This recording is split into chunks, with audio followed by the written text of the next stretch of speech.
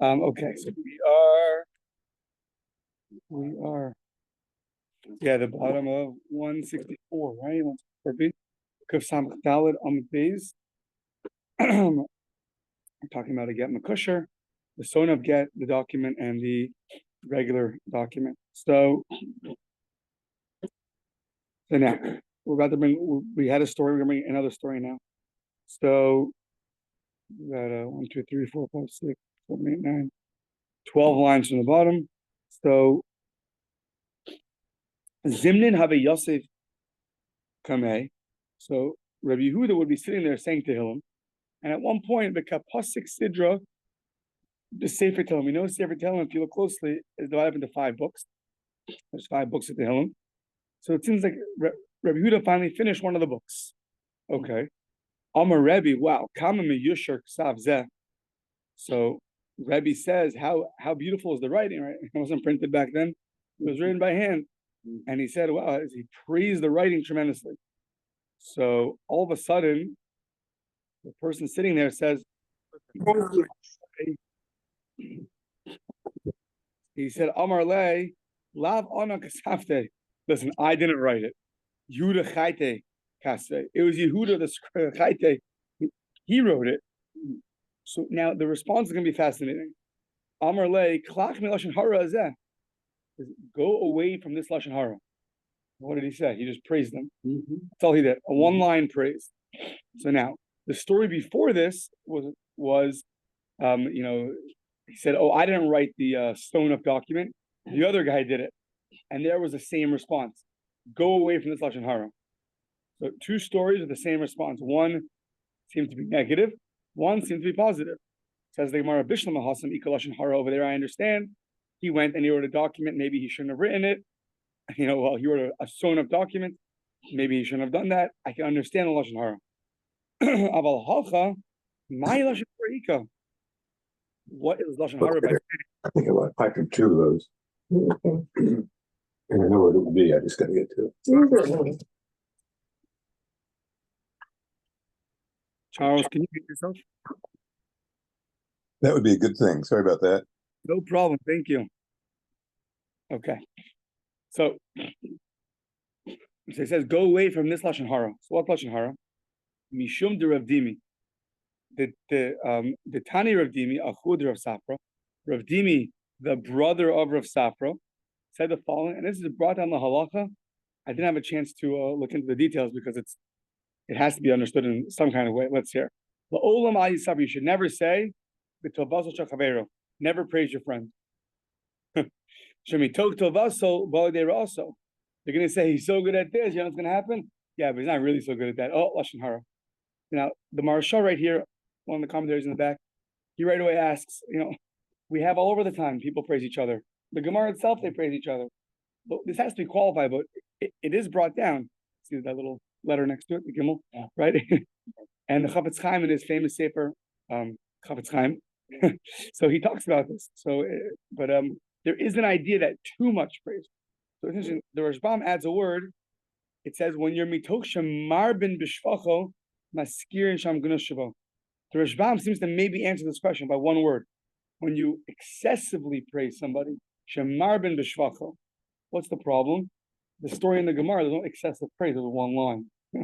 So they have a little textual translation here. Out of discussion of its good quality may come discussion to its fault.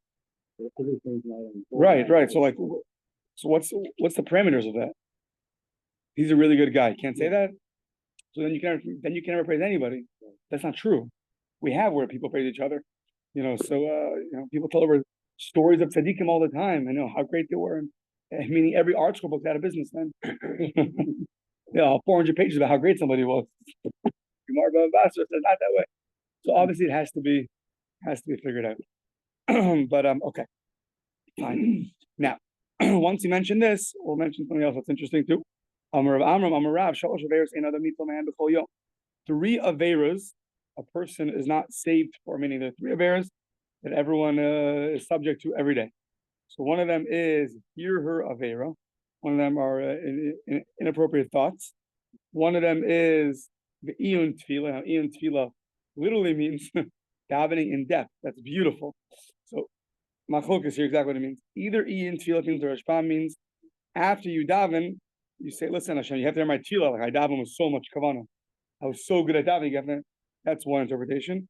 Or Tosa says that in tefillah just means really it's a lack of in tefillah. It's a lack of concentration in tefillah. You know, every day people are lacking concentration. So to understand it. And then the third thing is Lashon Hara. Says the Gemara. The first two, the Gemara understands how people fall every day. But the third one, the Gemara is, I guess before social media, maybe, I don't know. Lashon Hara is Lachadaitach. Really, Lashon Hara, that's the thing that people every day are doing.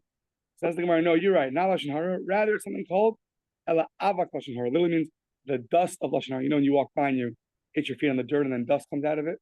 So there's something called Lashon Hara. And then there's something called Avak Lashon Hara. It's like a lower level Lashon Hara. It's like an offshoot Lashon Hara. So those things people are much less careful in.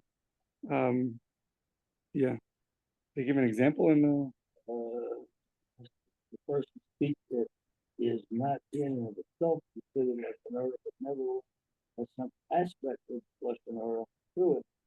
Example is the statement, "There is always fire lit in the house of so and so." I mean, it's very rich. You should go there, right? But yeah, it can be spoken as a compliment or a place for wayfarers. So and so, and they have inappropriate body language. Okay. The Avak Lashon Hara is something which is not exactly Lashon Hara, but it's something which is a shoot off of Lashon Hara. So those are things that every day people fall in. Okay, next page. Amar Rabbi Yehuda Rav. This is a more well-known statement. Roiv begezel. Most people steal. I remember stealing doesn't mean you have to walk on someone's house and take their stuff. Steal could mean, just $1 here, $1 there, $1 here, $1 there. Things like that. Roiv begezel. Umiyut be'arayas. Minority of people go and have, do illicit things that are inappropriate. However, v'hakol b'lashon hara. Everyone does lashon hara. Says the Gemara, b'lashon hara is lachadaitach. Lashon hara, really? Everyone? No. Ela avak lashon hara.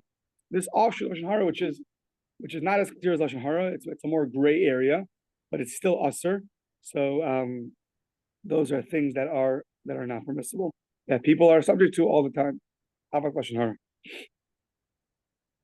Okay, so our Mishnah, going back to our Mishnah said that about these documents. So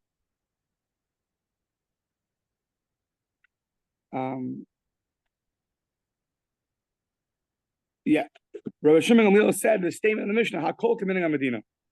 Everything goes according to the law of the land. So I mean, in the beginning of the Mishnah told us, there's two kinds of documents with two kinds of rules, and where you have to write the names of the witnesses. And Rabbi Shimon Gamliel says, Hakol K'minhag Medina. So let's see what he's referring to. Hakol K'minhag Medina. So says the Gemara of Tanakama, Lesle Minhag Medina.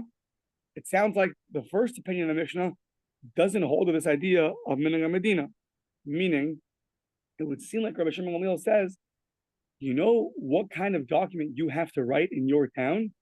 The one that's usually written in that town. So if everyone writes simple documents, you have to write a simple, plain document. If everyone writes, sewn up documents, you have to do the same thing. So that would seem like that would imply that the first opinion of the Mishnah doesn't hold of that. But why wouldn't they hold of that? If that's the Minhag Medina, so then that's the Minhag Medina, and if that's the custom of the land, so then even the Tanakama should agree. So Amar Rav Ashi, we're talking about the Asr Denehigi Pashut. So the Asr Denehigi Pashut, V'Amrle Avidle Pashut, V'Azl Avidle Mekusher, Peda. If it's in a place where they usually write normal documents, and the guy tells you, write me a normal document, and you go write for him a son of document, then Peda, then we're definitely we don't allow that. And then if that document's a divorce document and you give it to your wife, so then it's not going to be good because you veered off of the Minhag Medina. So what about a place Nehiki Mekusher? You write son of documents, V'Amrle Avidle Mekusher, and he says, write for me a son of document. The Azl Avidle Pashut, and you go and you write a regular document, and same thing, Peda. Everyone agrees to that. No one's going to disagree with that. So where is the argument for Rabbi Shimon Gamliel and the Tanakama? Ki pligi, where the minhag is to do both. In this town, they write both kinds of documents. Very common. The Amrle, Abidli Pashut. So the guy tells somebody, go write for me a simple document. The Azul Abidle Mekusher. And he went and he veered off and he wrote down Mekusher. So now, Mar Savar Kpeda Umar Savar Mari Makom Hulo. So the first opinion is going to hold that no, Kpeda, meaning if the guy tells you to write you this kind of document, just because the minhag, the custom of the place is to write both, but he specifically wants that document, and if you're his agent, you're his shaliach, and you go write a different one, he's makbid. Rabbi Shimon Gamliel has a new concept, which we're going to see the rest of the Amud about. It's called Mari Makom Hulo. So it means that when a person says things like this, it's not that he wants this and nothing else. He's just giving you a Mari Makom. Mari Makom is like a source. He's making it easier for you. He's saying, listen, preferably I want like this. You know, if it's too much tircha, too much exertion to write down a stone document, you can write a regular document. A guy says, write me a regular document, right? So how do you interpret that statement? Does it mean regular and nothing else? Or you say, no, he meant regular if it's too much work to write a stone document, but not that I only want a stone, not that I only want a regular document and not a stone document. Yeah, so that's because that's a. Yes. I don't know a good translation of Mari. Nowadays, you use Mari Makom as a source. When you're giving a shear, let's say you have 10 sources, they call them Mari Makomos, points of reference. So it's like so too over here. When the guy said this, that he wants a simple document, it's a point of reference. It's not that I'm strict about it. It's just a certain point of reference. That's what I prefer. I don't mean to say this and nothing else. We're going to have now a few different cases where the same kind of machlokas breaks out. So, Amar Rabbi, Rabbi Shimon Gamliel, Rabbi Shimon, Rabbi Lazar, Rabbi Shimon Gamliel, and Rabbi Shimon, and Rabbi Lazar, they all hold in totally different cases. They all hold to this idea of Mari Makom Hulo. When someone says something, so without specifying, they're all going to say in totally different cases that this idea of it's just a point of reference. It's not that I'm totally strict about it, and I only want that. It's just really a Mari Makom, just a point of reference, a source for you, make it easier for you, let's say. So now, what are the three cases? Rabbi Shimon Gamliel had the Amran that we just said. Rabbi Shimon, what's with Rabbi Shimon? The Tanan, a Mishnah in Kiddushin. Rabbi Shimon Omer in Hitta l'shvach harezeh mikudeshes. If he makes a mistake for her good, then she's married. What's that mistake? So a person says, marry me, the dinner shall kesef, with a, marry from him. Let's say he would send an agent. Says, marry for me this lady with a silver coin, a silver dinner. Turns out he gave her a coin of gold. So now when the guy said silver, he meant silver and not gold. Or listen, silver, but listen, if you want to do better, then that works too. Like who doesn't want gold, right? Yeah, there we go. So Rashbam points out an interesting thing though. If the guy tells the agent, marry her on condition I'm a Levi, and he ends up being a Kohen, so that's not going to work, even though it's an upgrade, so to speak. Yeah.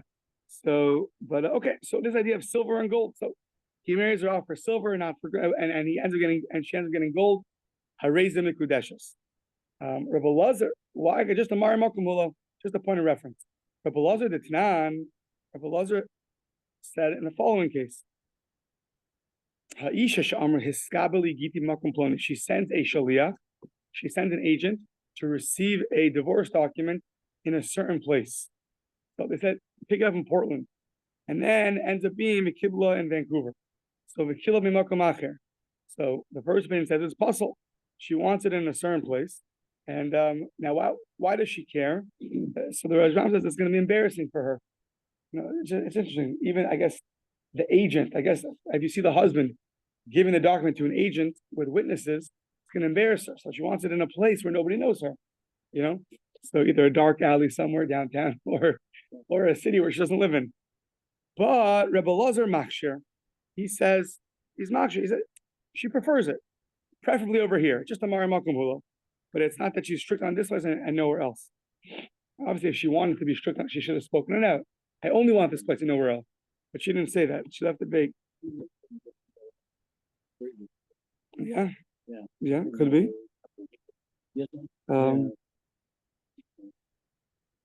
They bring here also earlier in the Mesechta, 76b. Came up earlier apparently also. Yeah. So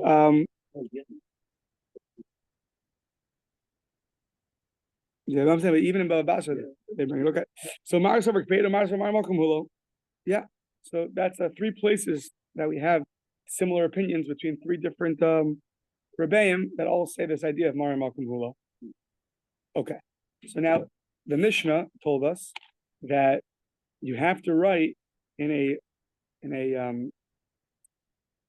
regular document, you write 2 witnesses, and in a sonov document, we made you work harder, and you write 3 witnesses. So now, and if you write 1 in a regular document or 2 in a sonov document, invalid. So now, there's going to be one part of that thing which is obvious.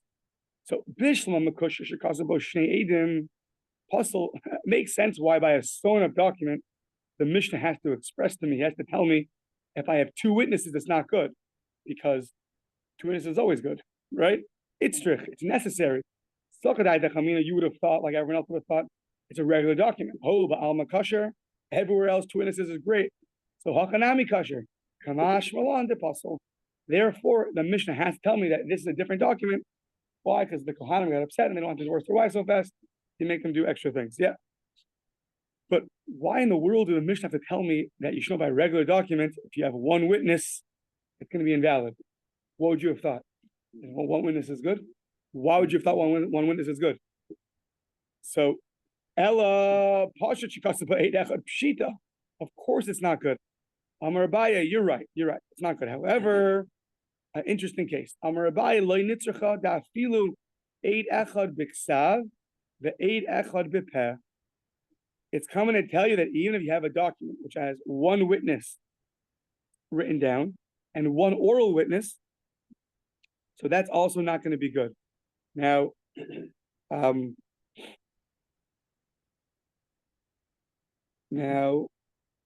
question is,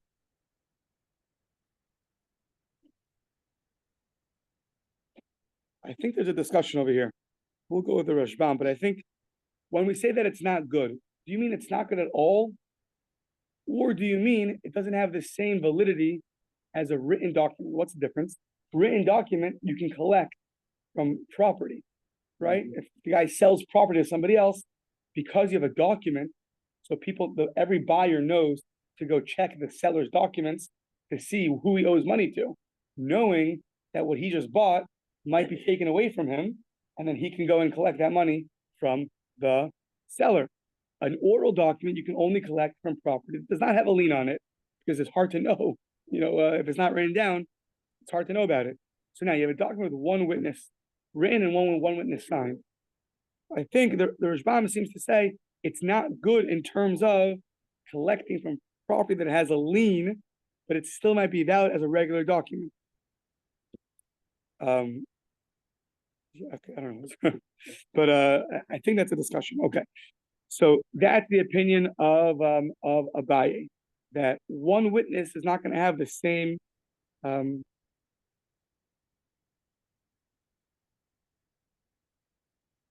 Yeah, that's what I'm saying.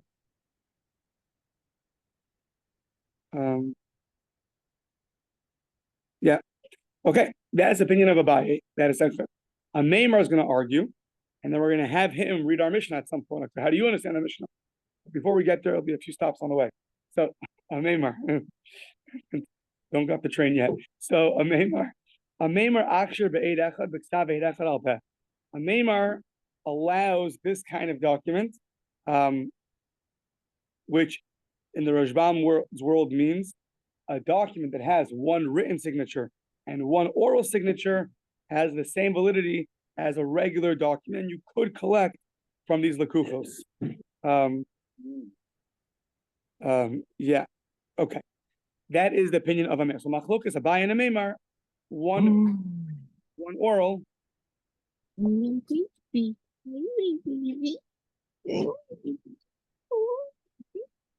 Somebody mute them.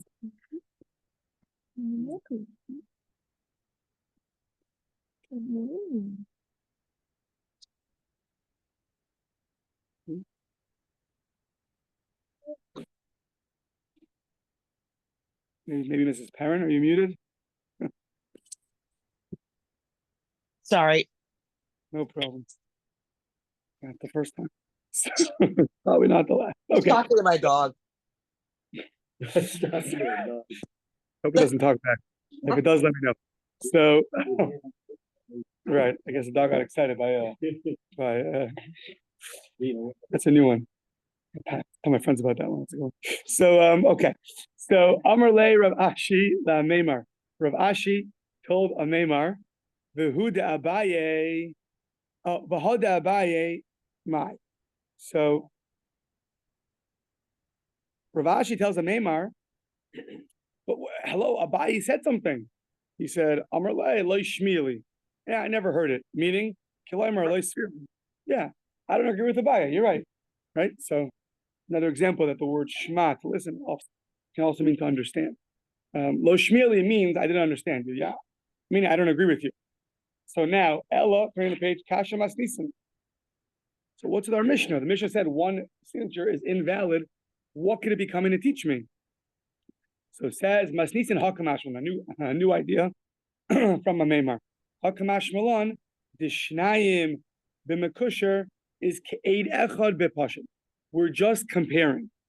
Two witnesses of a sewn up document is like one witness in a regular document. So ma hasam psula deraisa av hakanami psula deraisa. Just like two witnesses is going to be interesting phraseology, biblically invalid. So too one witness is going to be invalid, even though it's a rabbinical enactment. Yeah, it's interesting, right? But if I had to guess a little bit, it would seem like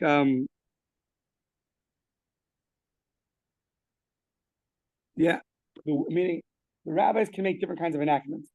So you can either understand this enactment in one of two ways. They said it's really a good document, but we don't accept two witnesses. Or they said any document which is sewn up with two witnesses is not considered a document, becomes invalid. But once it's invalid, it's invalid. They never even allowed such a document. So it's totally invalid. So okay, so so one witness is also invalid. Okay, now we're going to have for the next 25 lines. No, not it's actually good. So I'll tell you why. So there's going to be a question posed to Rav Yirmiyah, and there's going to be four versions of the question and the answer. It's going to be the same story repeated with four different versions up until the Mishnah. Now, important to know for the end of the stories, after all four stories, Rav Yirmiyah asked a certain question that the Chachamim really didn't like, so they kicked him out of the Beis Medrash. He was asked to leave. However, he was really, really smart. So they would still send him questions to hear his opinion about the matter. And at the end of the day, when they saw a certain level of humility, they allowed him back in. That's a spoiler alert. Okay. So Tata, what we need now is a Meimar is going to bring the story, the first version at least, to prove his point that one person written and one person orally is going to have the same status as two in a document. Okay, so now, Tata, the Sholchu Mitam, they sent from there. So they sent from there. There's a whole to do. The article points out in the footnote. From there implies that they sent it from Yerushalayim, from Israel, to the exile, which would mean that Rav Yirmiyah, when he left, settled down in Babylon. So some say that's true, some say it's not true. So it depends if you have this word mitam or not. Okay. Anyways, they sent him a question. Chavaraya le Rav Yirmiyah. They were still his friends. You see, they were friends. You can kick someone out, but you're still his friend. Chavaraya le Rav Yirmiyah. They sent him. This question, one witness written down and one orally, mahushi itztarfu. Can they combine to have the same status as two witnesses written down in a document? So now, what's important for this is that in Sanhedrin, sounds like everything is in Sanhedrin, right?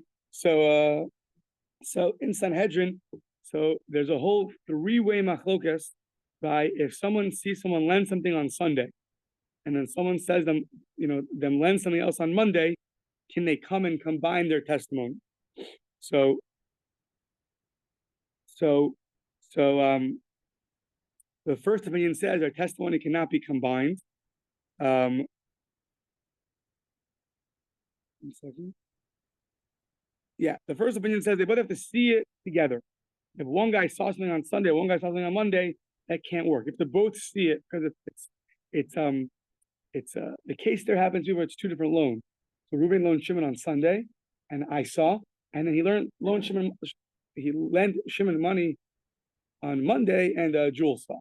Right? So now me and you both want to come to court and at least combine to get Shimon some money back. So we say no, because at the end of the day, I'm one witness witnessing one thing, and you're one witnessing one thing. That's not good. That's the first opinion. That's the first opinion. And then there's two more opinions.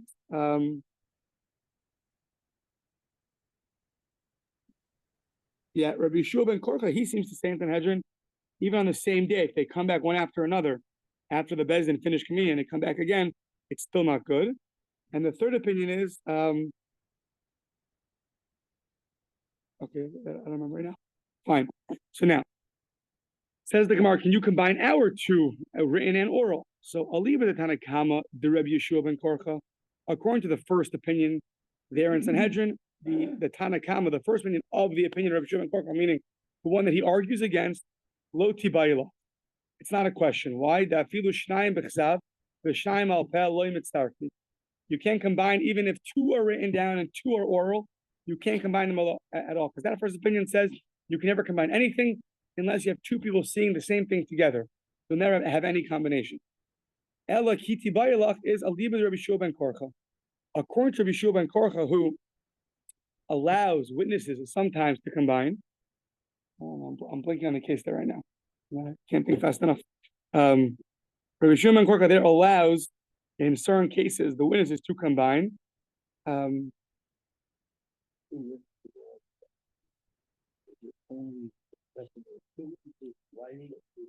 Right, the exact opinion of Rabbi Yeshua ben Korcha, where he allows witnesses to combine. I'm the case to me is blurry, but just for clarity purposes. Yeah. Yeah. So Rabbi Yeshua ben Korcha says that at the case, okay, it's the case that Tanakama says is no good. When you saw a guy lend money on Sunday, another guy lend money on Tuesday, but Rabbi Yeshua ben Korcha does allow that. Right. Right. So they both can confirm. So Rabbi Yeshua ben Korcha is more liberal, so to speak, in allowing witnesses to combine. So according to him, can you combine one witness who is in writing and one who is an oral, who testified orally? So according to Rabbi Yeshua ben Korcha, we have that question. So Elakiti Bailach Aliv Rabbi Yeshua ben Korcha. Shnayim b'chsav v'shnayim al peh hudim mitzdarfi. Do you say that two written down and two orally they can combine because they're both testifying about the same thing? No problem. Maybe that's already too much. Maybe even Rabbi Yeshua ben Korcha is not going to allow that to happen. Oh, Dilma Loshna. Or maybe no. At the end of the day, they're also both testifying about the same thing. And therefore they could combine. So now Rabbi Yomi responded, Shalach lahu, he sent to them, Ani eini kidai, I'm not worthy, sheshalachtem li, that you sent this question to me. This is a really good question. I'm not worthy. But if you want to hear the answer, I'll tell you. so Ella kach das talmidchem. But this is the opinion of your students. Sounds like he's referring to himself as their student. So he's being extra careful in the way he's phrasing things because he wants to get back into the base measures. So yeah. So note that my inclination is I'm leaning towards sheyitzarfu, that they would combine. So now, for what we need, that's line that we need. A Maimar said one written down, one orally combines. He proves to you Rabbi Yirmiyah holds like me. So that's all we need. That we have Abai and a Maimar argue. One written down and one orally. Do they combine or not? Abai says no. A Maimar says yes. And a Maimar says, I'm not the only one. Rabbi Yirmiyah agrees with me. Look what he sent back. One orally, one written down, does combine. The next three stories are just three different versions of Rabbi Yirmiyah, not directly related to our conversation, other than the fact that it's the same story in three different versions. So you can follow the way the answer in your head. A Maimar goes like Rabbi Yirmiyah, or he goes like a Maimar, and now 3 other stories, versions of the story. I guess if you have another version of the story, then a Maimar loses his whole support of Rabbi Yirmiyah. Only according to this version of the story. Maybe that's why it's here. Okay, so here we go. We had a different version of the story. The Shalchulei Chavrai Rabbi Yirmiyah. Same thing. He's outside the base measure somewhere, and they sent him a letter. You have 2 people, that 2 witnesses that testified in this bezdin. One of them testified in this bezdin, and one of them testified in another bezdin. So now, Maushi Yavo bezdin Eitzel bezdin v'yitztarfu. Can the 2 batei dinim, the 2 courts, come together and take those 2 testimonies and combine them? So now, Aliba the Tanakama that's very strict about combining things. No way. Aliba the Tanakama the Reb Nasan lo tibayla that filu bechad beis dina nami lo mitzdarf. Even in one bezdin, unless 2 people saw one thing, they don't combine. Ella kiti bayla aliba the Reb Nasan. So Reb Nasan was the third opinion in that Gemara, and Reb Nasan allows even more than Rabbi Shua ben Korcho. He allows, if you hear someone's testimony today, right, and then his friend comes tomorrow and testifies, you could still hear their testimony. Okay. So according to Reb Nasan, that you have such a thing where a guy comes today and a guy comes tomorrow, and you can still hear that guy's testimony. It can combine. So Reuben owes money to Shimon, and I testified today that Reuben owes money to Shimon, and tomorrow someone else comes in and says, Reuben owes money to Shimon. So they came on 2 separate days, and he says you can combine them. According to Reb Nasan, can you combine a witness going to one bezdin, a witness going to another bezdin? The 2 bezdins convene together, and they want to, put the testimony together and then obligate the person money. So now,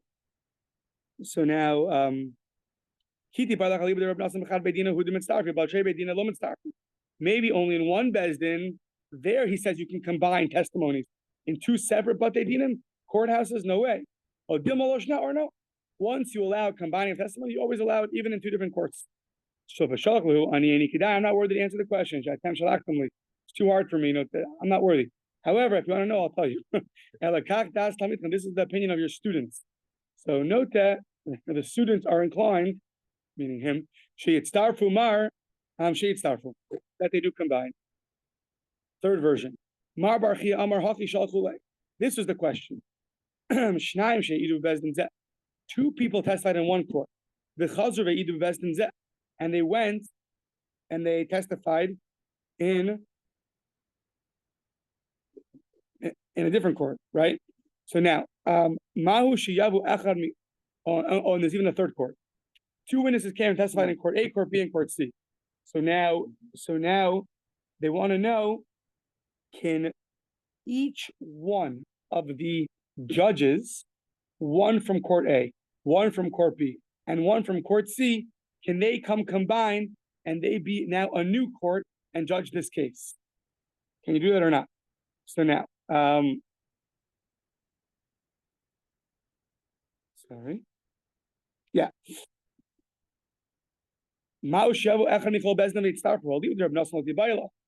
According to Reb Nasan, it's not a question. Why? If you even allow witnesses to come together, right, where you're getting new information, really. So the judges which are there listening to the information, they should for sure be able to combine. They should be able to come together. According to the other opinion, not the one not the Reb Nasan opinion, the one who's more strict in combining. So do you allow, according to them is the question. Do you say witnesses cannot combine, but judges could combine? Nobody can combine. Not witnesses and not judges. So same thing. I'm not fit to answer the questions that you sent to me. This is the opinion of your students. Note that they're inclined to say sheyitztarfu. So once again, every answer so far, he allows whatever the question is, they could combine. So now, 4th version, Ravina Amar Haki Shalchulei. Shlosha Shiyashvu L'Kaimas Ashtar.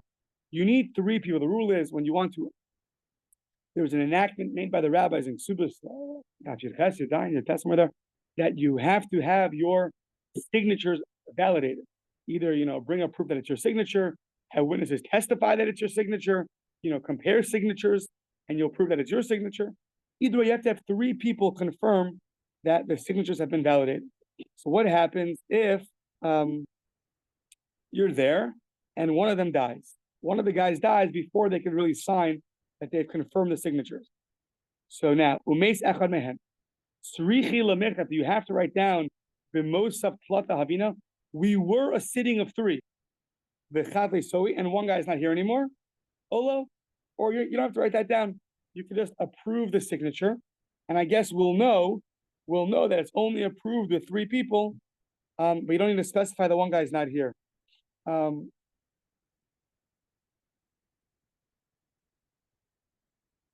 Yeah.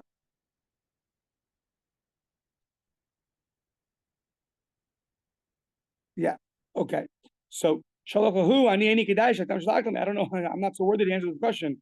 But this is the opinion of your students.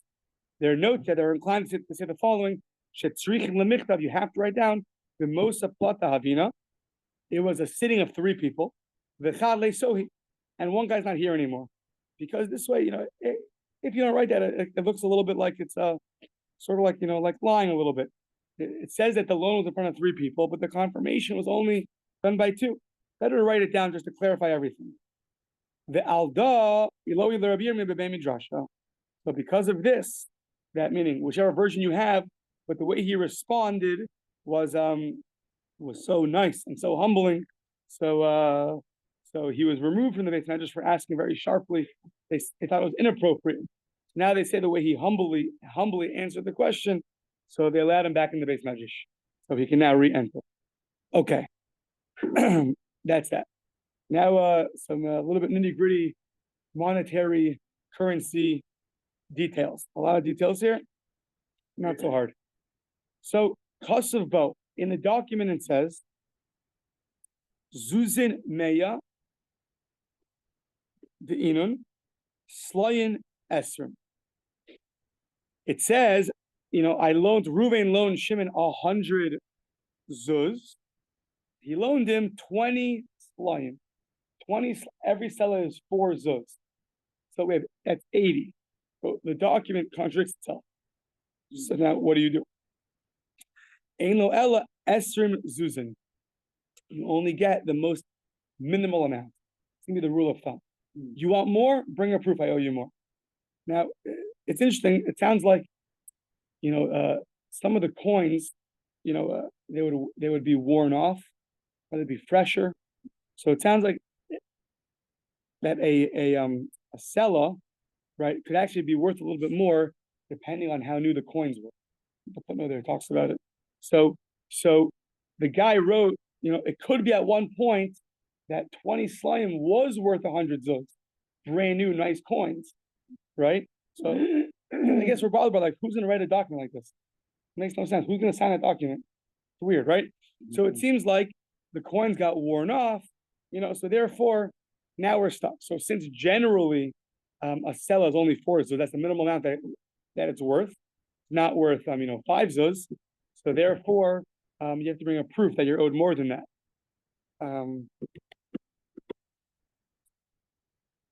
Yeah.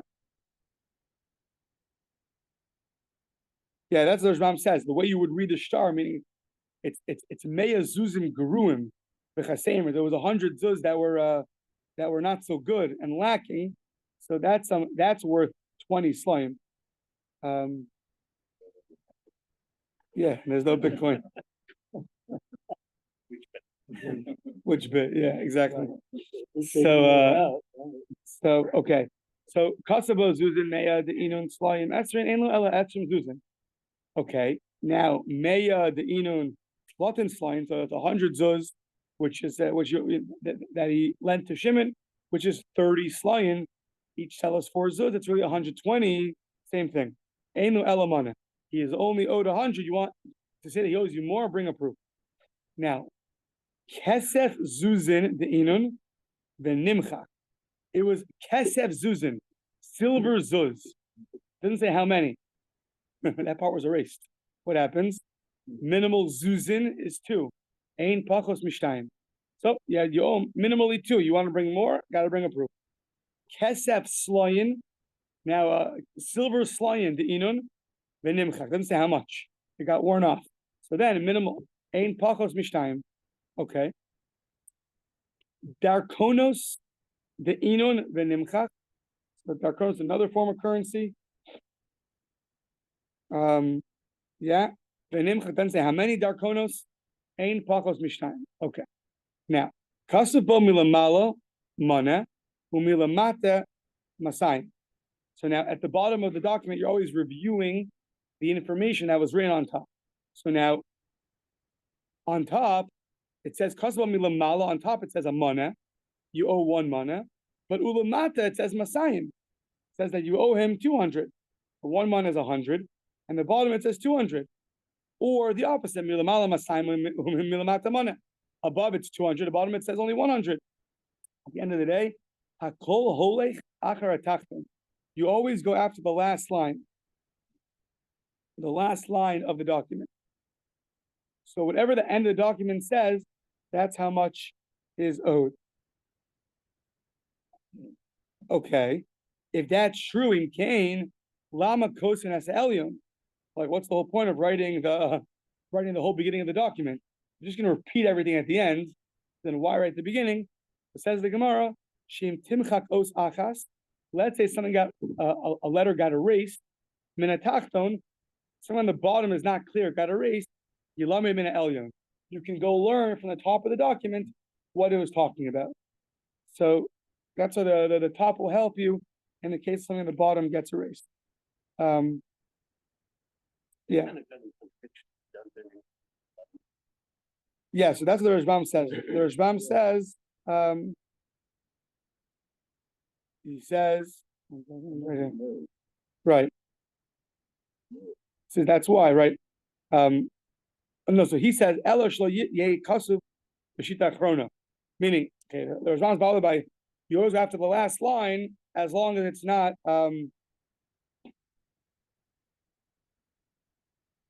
as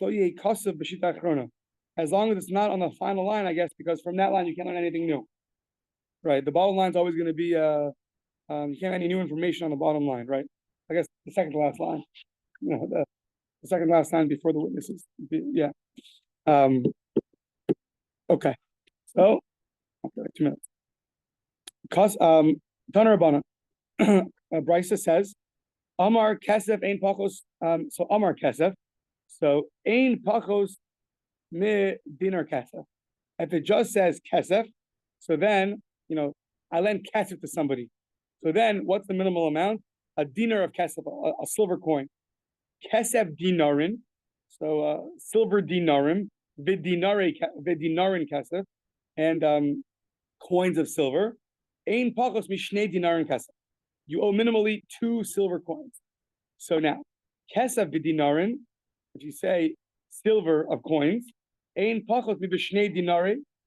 You have to give 2 coins. Dahav kesef, if you say gold, dahav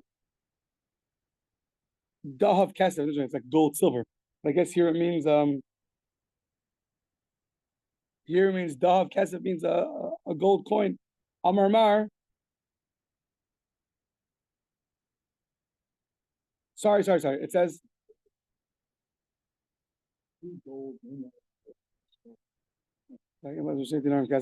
kesef b'dinarim. Ein pachos mibishnei dinarim. Dahav. If you say kesef, I'm getting confused. Meaning like this. Sorry. When you say kesef b'dinarim, say coins of silver, so then you owe the amount of 2 golden shnei dinarim saw of kesef, because the words kesef b'dinarim implies that what? That it's the amount that 2 coins of gold are worth. No, I can't. Okay, they go. We'll stop here. Yashara. Yeah.